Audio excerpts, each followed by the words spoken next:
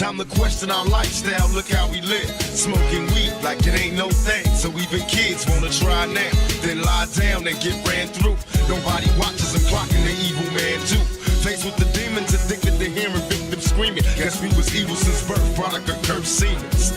Cause even our birthdays is cursed days. A born thug in the first place, the worst ways. I love to see the block in peace, with no more dealers and crooked cops. The only way to stop the beast, and only we can change. It's up to us to clean up the streets, it ain't the same. Too many murders, too many funerals, and too many tears. Just seen another brother burn, plus I knew him for years. That's by his family, but what can I say?